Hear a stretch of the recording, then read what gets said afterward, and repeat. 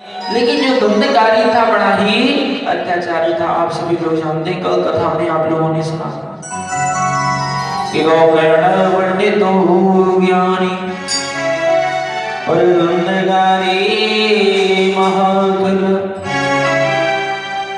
गोकर्ण पंडित ज्ञानी धुंधकारी महाकल। आज गोकर्ण जी महाराज बड़े ही आवेश में आकर तीर्थ यात्राओं में चले जाते हैं, जगह जगह चले जाते हैं। इधर धुंधकारी का जो अत्याचार था अब तो कम था, जब माता थी, पिता थे और गोकर्ण जी थे साथ में, तो जो अत्याचार का जो लेवल थी वो थोड़ी सी कम थी। जुआ खेलता था, शराब पीता था तब तक तो। लेकिन अब उसने क्या किया कि 5 वेश्याओं को घर में ले आया। बोले जब घर में ही कोई नहीं है तो क्यों न वेश्याओं को अपने घर में लाया जाए।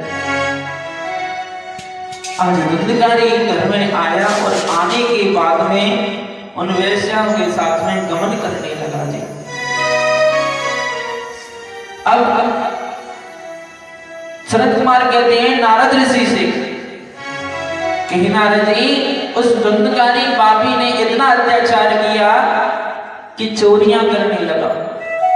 जब धन की क्षमता कम हुई तो राजा के यहाँ पर चोरी करने के लिए चला गया और बहुत सारा धन लेकर और अपने घर आ जाता है पोटली बांधकर। और जैसे ही उसकी पोटली बांधकर वेश्याओं को देता है तो वेश्याओं के मन में एक लोभ जो होता है वो आ जाता है। और लोभ जब आया, आने का कार्य जब हुआ तो लोभ ने उनके अंदर शंका पैदा कर दी। बोले क्या बात है? बोले अगर ये पकड़ा गया, ये जो धुंधकारी ये पकड़ा गया तो इसके कारण बस हम भी पकड़े जाएंगे। ये कहेगा कि धन कहाँ है, इससे पूछा जाएगा। राजा जब पूछेगा मार मार कर इससे कि धन कहाँ पर है, तो ये कहेगा कि धन तो वेश्याओं के पास है, तो साथ साथ हम भी पकड़े जाएंगे। तो क्यों न इसे भगा दिया जाए, मार दिया जाए। वेश्याओं का विचार हुआ। रात्रि में धुंधकारी आया और जैसे ही आकर चारपाई पर लेटता है और लेटने के बाद में एक वेश्या आती है, उसके हाथ पकड़ देती है, दूसरी वेश्या आकर पैर पकड़ देती है और 2 वेश्या आई डंडे लेकर और उसमें बार बार मारने लगी। अब जब किसी इंसान पर बार बार मारा जाए तो आवाज तो निकलती है, जोर से चिल्लाया, आवाज निकली तो एक वेश्या को कुछ न दिखा तो चलते हुए अंगारे दिख गए। दौड़ कर गई और भरा और आकर धुंधकारी के मुख में, जैसे ही वो चिल्लाया धुंधकारी के मुख में डाल दिया और धुंधकारी का गोविंदाय नमो नमः।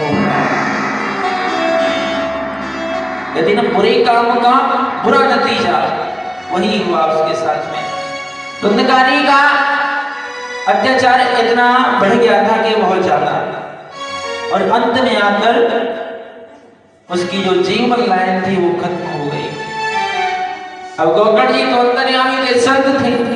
कहते हैं कि जो भी कोई प्राणी एक बिहार में एक गया है और उस गया धाम में जो कोई भी प्राणी श्राद्ध कर देता है तो वो तर्पण हो जाता है, पितरों का तर्पण हो जाता है। जैसे कि एक प्रकार से तर जाते हैं, गंगा जी में नहाने के बाद तर जाते हैं ना, ऐसे ही कितनी भी बड़ी पापात्मा हो, कितने भी पाप किए हो, गया में श्राद्ध कर दो तो वो तर जाते हैं। आज वही हुआ। गोकर्ण जी को पता चल गया कि मेरे न तो पिता न माता और अब तो बड़ा जो भ्राता है वो भी चला गया। बोले क्या करें, समस्या थी। तब धुंधकारी का जो तर्पण था गोकर्ण जी महाराज ने गया में किया है।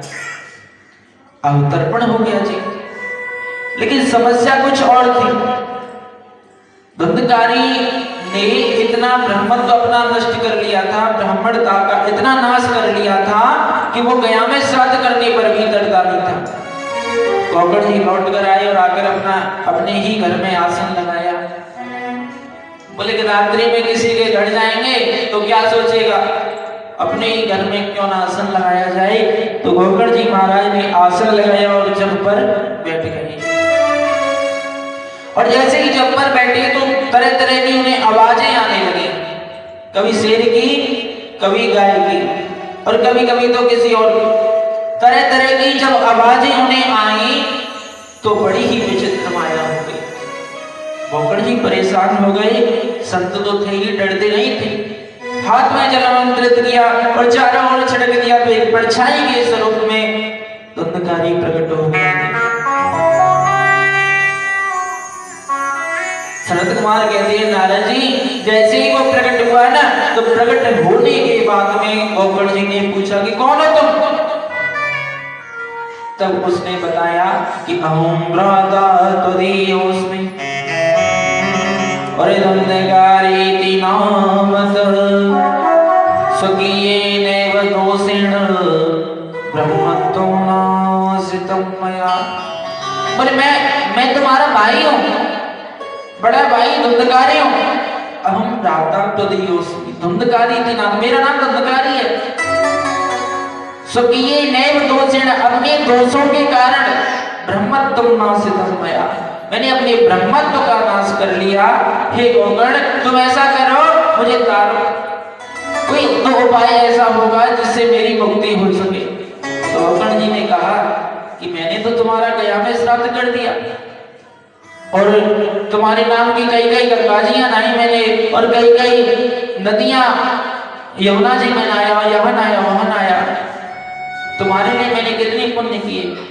तो धुंधकारी ने एक बात कही, बोले मैंने अपने ब्रह्मत्व का इतना नाश किया है कि मैं छोटे मोटे तर्पणों से तरने वाला नहीं हूं। बोले तो फिर क्या करें? बोले कुछ बड़ा उपाय सोचना पड़ेगा तुम्हें। अच्छा धुंधकारी आजकल जो ब्राह्मणता में उपज आते हैं ना, ज्यादातर देखते होंगे आपने, ब्राह्मणों की गड़बड़ धुंधकारी ज्यादा मिलेंगे। क्यों? क्योंकि ये उपज आते हैं, धुंधकारी निकल आते हैं। ऐसा ही ये धुंधकारी था। और जो भी प्राणी ब्राह्मण होने के बावजूद मांस, मदिरा और धूम्रपान इत्यादि का जो पान करता है ना, तो गया में भी श्राद्ध कर दो या कहीं पे श्राद्ध कर दो, वो तरने वाला नहीं है। ऐसा श्रीमद् भागवत कथा में बताया गया है। अब धुंधकारी के लिए क्या कराया गया, क्या एक प्रयोजन बताया गया? तो गोकर्ण जी सुबह जगे। सुबह जगने के बाद में सभी से पूछा, सभी ज्ञानियों से पूछा, गांव के लोगों से पूछा, बोले भैया क्या करें? तो तरह तरह की प्रकार देने लगे। बोले कि गंगा जी नहाओ, तीर्थ यात्राओं पर जाओ, गया में श्राद्ध कर दो। वो चीजें बताने लगे जो गोकर्ण जी महाराज पहले से ही कर चुके हैं।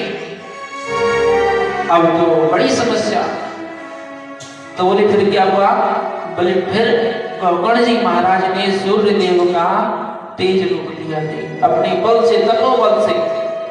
जैसे ही तेज रोका, रोकने के बाद में सूर्य भगवान प्रकट हो गए और पूछा कि मेरे भाई की मुक्ति का उपाय बताइए। बोले तुम्हारे भाई की मुक्ति का उपाय एक ही है। बोले क्या उपाय है? बोले कि ये एक उपाय है जो कि तुम्हें करना पड़ेगा। बोले ठीक है करूंगा। कि श्रीमद् भागवतां मुक्ति और सप्ताह वाचनो गुरु इति सूर्य वच सर्वे धर्म रूपं तु विस्तृतम्। बोले इति सूर्य वच सर्वे धर्म रूपं तु विस्तृतम्। मैं सूर्य ये वचन देता हूँ, अगर तुम्हारा जो बड़ा भाई धुंधकारी है श्रीमद् भागवत कथा एक बार सुन लेगा ना, तो ये समझ लो जन्म जन्मांतरों से पार हो जाएगा, 84 लाख में ही नहीं आना पड़ेगा उसे। तो गोकर्ण जी महाराज जगह जगह एक कथा करने वाले को ढूंढने के लिए डोले, घूमने लगे पूरे भूमंडल में कि कोई मेरे भाई को कथा सुनाने वाला मिल जाए, लेकिन नहीं मिला। तो गोकर्ण जी ने स्वयं ये प्रण किया कि मैं अपने भाई को खुद श्रीमद् भागवत कथा का पाठ कराऊंगा। बैठ के एक आसन अपने लिए और एक आसन धुंधकारी के लिए बिछा दिया। जैसे ही आसन बिछाया, बिछाने के बाद में बोले अब क्या? बोले धुंधकारी तुम बैठ जाओ इस पर। तो धुंधकारी बताते हैं कि जैसे ही बैठा, श्रीमद् भागवत कथा में वर्णन आया है, जैसे ही बैठा, बैठने के बाद में इतनी तीव्र गति से हवा का झोंका आया कि धुंधकारी उड़ गया। क्योंकि प्रेत योनि में था और प्रेत योनि में जो कोई भी होता है वो हवा का स्वरूप होता है जी। हवा के साथ में मिलकर धुंधकारी उड़ गया। अब क्या करें, समस्या थी। तो एक 7 ग्रंथि वाला बांस गोकर्ण जी महाराज ने मंगाया है, जो कि अपने सीधे हाथ पर गढ़वाया और बोले दंडकारी अब तुम इसमें विराजमान हो जाओ, और इसमें विराजमान होने के बाद में वो श्रीमद् भागवत कथा तुम मुझसे सुनो। तो ठीक है, आज दंडकारी तो विराजमान हो गया। पहले दिन की कथा पूरी हुई तो पहली जो ग्रंथि थी, गांठ थी, वो फट गई। दूसरे दिन की कथा हुई तो दूसरी ग्रंथि जो गांठ थी वो भी फट गई। तीसरे, चौथे, पांचवें, और जैसे ही 7 दिन की कथा संपूर्ण हुई तो उस बांस को फाड़ते हुए धुंधकारी प्रकट हो गया और जोर से जयकारा लगाया, कुड़मा की बिहारी लाल की। तो बड़ा ही सुंदर रूप देखने लगे। बोले क्या ये वही धुंधकारी है जो कल तक मैंने देखा था कि पापी था, अत्याचारी था और इसने गुरु बना रखा था, और इसे देखो कि अब तो ये देव स्वरूप में आ गया। बड़ी विचित्र माया हुई। सभी लोग देखने लगे, जो सुनने वाले बागी बैठे थे वहां पर, वो भी देखकर अचंभित हो गए। धुंधकारी उतर गया, जोर जोर से जयकारे लगाने लगे, नाचने लगे, गाने लगे। इतने में गोकर्ण जी महाराज धुंधकारी से कुछ पूछते, तभी एक विमान आया और वो विमान जो था वो उड़ रहा था, और उस विमान में 4-4 हाथ वाले 2 पुरुष थे। पुरुषों ने जोर से इशारा किया कि आजा। धुंधकारी दौड़कर उनकी ओर भागने लगा। आज जैसे ही भागा तो गोकर्ण जी भी उसके पीछे पीछे भागे। जैसे ही धुंधकारी को लेकर विमान उड़ने ही वाला था, गोकर्ण जी बोले रुक जाओ। तो पार्षद रुक गए। बोले क्या बात है?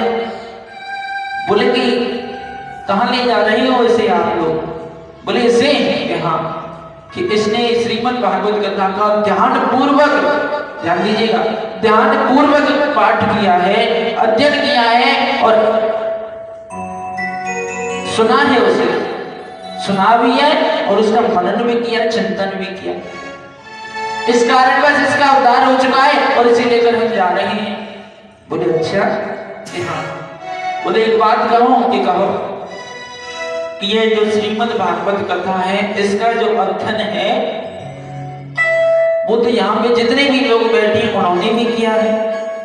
मैं स्वयं मैंने श्रीमद् भागवत कथा का अध्ययन यानी कि सुनाना, इसे सुनाना चाहा धुंधकारी को, कितनी प्यार से, भाव से कथा सुनाई मैंने इसे। तो मेरे लिए पुष्पक विमान क्यों नहीं आया भैया? ये तो मरा हुआ था, इसके लिए आ गया। बताओ कारण क्या है, बताइए। तो वो पार्षद जो कि 4-4 हाथ वाले थे उन्हें पार्षद कहा जाता है, हरि के पार्षद। उन्होंने कहा कि एक बात है। बोले बताइए उस बात को। और श्रोतारो मम निर्मला आनि तानि विमानानि अदेशाम युगपत्कुतः। बोले गोकर्ण जी के हाँ अत्रैव बहवः सन्ति श्रोतारो मम निर्मल। यहाँ पे जितने भी श्रोता बैठे हुए ना, इन्होंने मन निर्मल यानी कि मन को निर्मल करके श्रीमद् भागवत कथा नहीं सुनी। बोले क्यों? बोले हाँ कारण है इसमें भी। क्या कारण है? उस कारण को बताइए। बोले कारण ये है कि यहाँ पर जितने भी लोग बैठे थे वो केवल उनका ध्यान धुंधकारी पर था कि कब इसमें ये जो ग्रंथि फटेगी और बांस फटेगा और कब इसमें से धुंधकारी निकल कर आएगा। अगर इनका ध्यान धुंधकारी पर न होकर इस कथा पर होता तो इनके लिए भी विमान आता, आपके लिए भी विमान आता। आपका फोकस उस पर था कि धुंधकारी कैसे भी जाए लेकिन तट जाए। आपने भी कथा सुनाई तो है लेकिन उतना ध्यान नहीं दिया है। आपका जो ध्यान था वो धुंधकारी पर था। अब गोकर्ण जी समझ गए, धुंधकारी तो चला जाता है लेकिन गोकर्ण जी श्रावण मास में एक बार दोबारा से श्रीमद् भागवत कथा करते हैं। उसमें पशु पक्षी कौवे जितने भी जीव थे, जंतु थे, उन सभी को बिठा लिया, मनुष्यों को बिठा लिया उस गांव के। आज भी ये वर्णन आता है। अच्छा, भगवान कभी भी जब लीला करते, राम जी ने लीला की तो सभी अयोध्या वासियों को अपने साथ लेके चले गए। रामायण में ये वर्णन आता है कृष्ण भगवान ने जो लीला की तो अपने जो साथ वाले थे उन्हें लेकर चले गए। यहाँ पर गोकर्ण जी ने भी वही रूप लिया। गोकर्ण जी ने क्या किया कि एक बार श्रावण मास में दोबारा से श्रीमद् भागवत कथा प्रारंभ की और सबसे कह दिया कि भैया ध्यानमग्न होकर कथा सुनना, अगर नहीं सुनी तो किसी के लिए भी विमान नहीं आएगा। आज जैसे ही 7 दिन की कथा संपूर्ण हुई, सभी के लिए एक एक विमान आया और इस विमान में सभी लोग बैठे और जैसे ही वैकुंठ धाम में गोकर्ण जी महाराज पहुंचे तो भगवान ने उन्हें गले लगा लिया, बोले गोकर्ण तू तो मेरा स्वरूप हो गया रे। हृदय से लगा लिया गोकर्ण जी महाराज को। ये जो धुंधकारी की कथा है बड़ी सुंदर प्राणोदक कथा है। इसे सुनने से हमें काफी कुछ सीखने के लिए मिलता है। ऐसे मैंने कल बताया था, ऐसी बात नहीं है कि उस समय भी धुंधकारी हुआ था, आज के समय में भी धुंधकारी होती है। नालायक पुत्र निकला है, उसे क्या कहोगे आप? धुंधकारी तो कहोगे, कुछ अलग थोड़ी कहोगे। गोकर्ण किसे कहते हैं? जो अच्छा पुत्र हो, जो कि मैं 100 में से 1% मिलेगा, 99% तो धुंधकारी मिलते हैं ज्यादातर।